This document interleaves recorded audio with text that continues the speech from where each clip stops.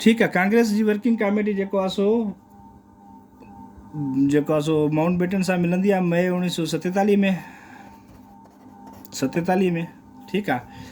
ऐं जेको आहे सो कांग्रेस वर्किंग कमेटी उन ते एग्री कंदी आहे। ठीक आहे। छा ते एग्री कंदी आहे? पावर ट्रांसफर वारी ॻाल्हि ते एग्री थींदी आहे। मुस्लिम लीग जेको आहे सो मुस्लिम लीग बि एग्री थींदी आहे। ठीक आहे। हाणे जॾहिं ॿई पार्टीज़ एग्री थी वेंदियूं आहिनि, मुस्लिम लीग ऐं कांग्रेस एग्री थी वेंदी आहे, त पोइ सभ खां पहिरियां जेको आहे सो हिन जो कमु कहिड़ो, माउंटबेटन पावर जेको आहे सो छा कंदो आहे? इंग्लैंड वेंदो आहे वापसि। इंग्लैंड वेंदो आहे फॉर द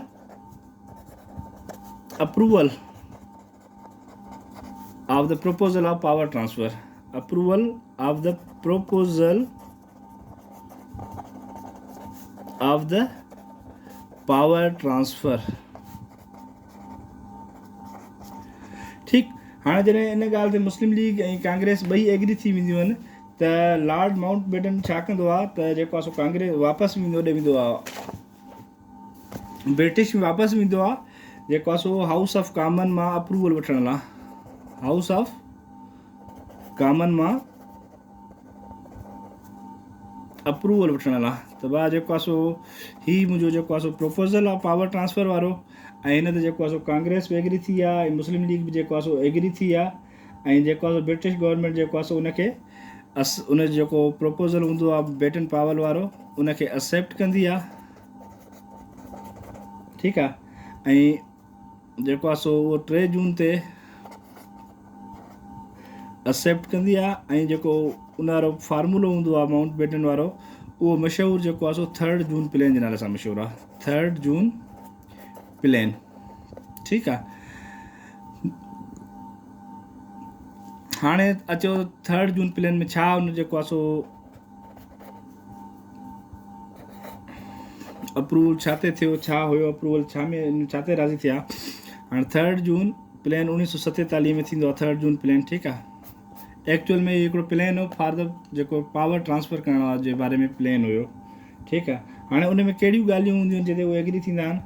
नंबर 1 ॻाल्हि जेका हूंदी आहे त उन में इहा हूंदी आहे the legislatures of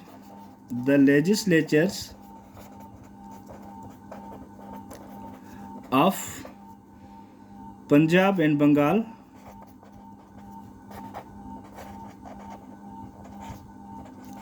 shall decide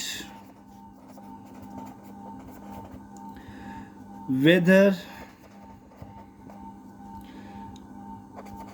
the provinces should be divided or not.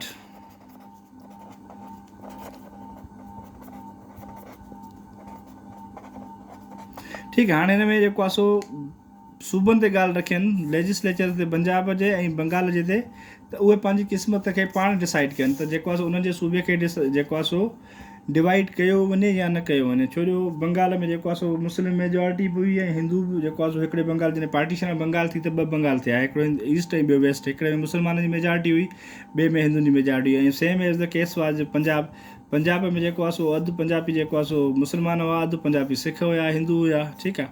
उन्हनि ॿिन्ही जी प्रोविंसिस खे उन जेको आहे सो प्रोविंसिस ते सूबनि ते पाण ते छॾियो त तव्हां जेको आहे सो जेकॾहिं पंहिंजे सूबे खे डिवाइड करणु चाहियो त ठीकु आहे, न करणु चाहियो त तव्हां ते आहे।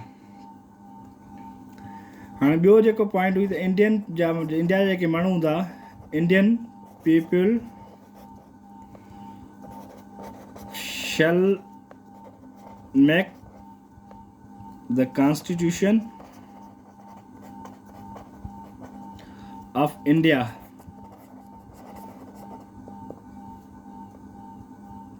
this constitution shall not be applicable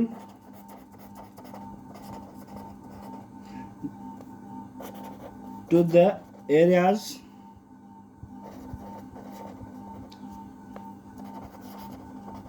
whose people reject it.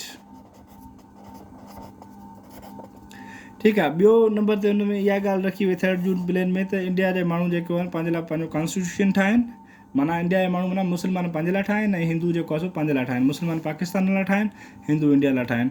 पर उहो कॉन्स्टिट्यूशन जेको आहे सो कंहिं ते ज़ोरी लागू न कयो वेंदो, ऐं हर जेको आहे प्रॉविंस जी या प्रेसिडेंसी स्टेट जी मर्ज़ी हूंदी त उहा उन कॉन्स्टिट्यूशन खे मञे या न मञे, उन ते माना फोर्स जेको आहे सो न कयो वेंदो। ॿियो जेका पॉइंट हुई NWFP खे जेको आहे मिलाइण लाइ रेफरेंडम थींदो,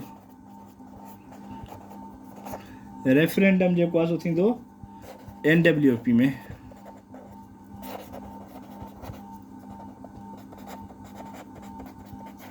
ठीकु आहे, हाणे NWFP में छो रेफरेंडम थींदो, छो NWFP में जेको डॉक्टर खान साहिबु हुयो उहो कांग्रेस जो हुयो ऐं कांग्रेस जी NWFP में हुन वक़्तु हुकूमत हुई। ठीकु आहे, उन करे जेको आहे सो माउंट बेटन इहो चवंदो आहे NWFP जे माण्हुनि ते उहो छॾींदासीं त उहो इधर पाकिस्तान जॉइन करणु चाहिनि था या जेको आहे सो पाकिस्तान इहो इंडिया खे जॉइन करणु चाहिनि था। ठीकु आहे, ॿियो जेको आहे सो रहियो त जेको बलोचिस्तान प्रोविंस आहे उहो पंहिंजी क़िस्मत, उहो province of Balochistan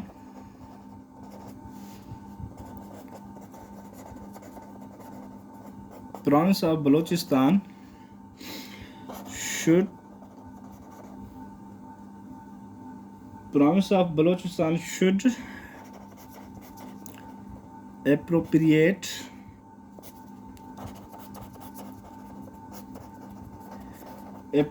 way to decide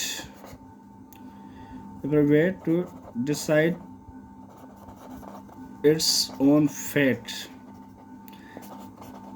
ठीकु आहे, हाणे बलोचिस्तान जे लाइ इहा ॻाल्हि रखे त बलोचिस्तान सूबो जेको आहे सो पंहिंजी क़िस्मत खे पाण चूज़ कंदो, कीअं चूज़ कंदो उन जी मर्ज़ी आहे, पाकिस्तान में जॉइन करे या पाकिस्तान खे इंडिया खे जॉइन करे, उहा बलोचिस्तान जी मर्ज़ी आहे।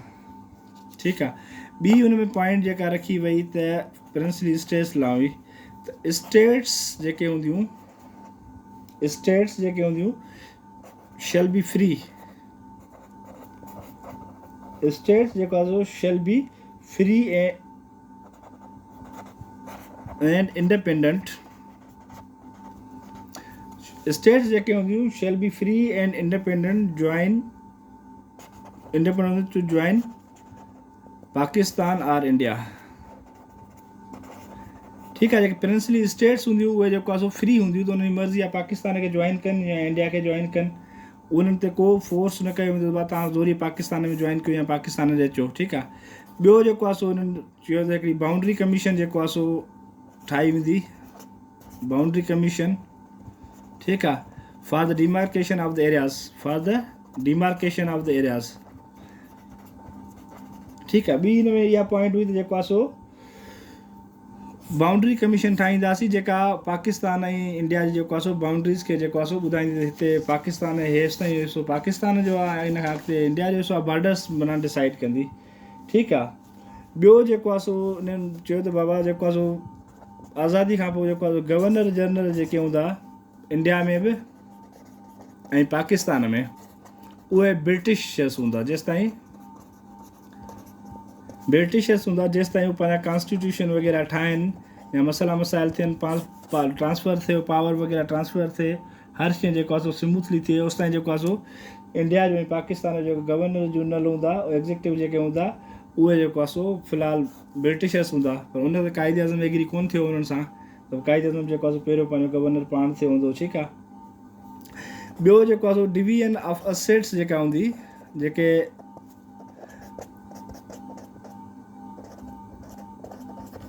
मिल्कियत माल मिल्कियत हूंदी या असेट्स हूंदी, फैक्ट्रियूं हूंदियूं या सामान हूंदो, उन जो जेको आहे सो डिवीजन जेको आहे सो स्मूथली जेको आहे सो पार्टीशन खां पोइ कई वेंदी, smoothly partition soon after the partition जेको आहे सो असेट्स जी डिवीजन जेको आहे सो कई वेंदी। इहे जेको आहे 3 जून प्लान में जेको आहे सो ॻाल्हियूं रखियनि ऐं उन ॻाल्हि ते जेको आहे सो मुस्लमान बि एग्री थिया ऐं हिंदू बि एग्री थिया। 3 जून प्लान खे जेको आहे सो पार्टीशन प्लान बि चइबो आहे। 3 June plan is also known as partition plan. ठीकु आहे, जेके तव्हां MCQ में 3 जून प्लान कॾहिं आयो त 3 जून या पार्टीशन प्लान कॾहिं आयो त पार्टीशन प्लान तव्हां सिंपल चवंदो 3 जून 1947 में आयो। ठीकु आहे, हाणे इन खां पोइ आहे रेड क्लिफ अवार्ड। हाणे बसि आज़ादी थियण वारी आहे। रेड क्लिफ अवार्ड छा हुयो? ठीकु आहे, उहो नेक्स्ट क्लास में डिस्कस कंदासीं।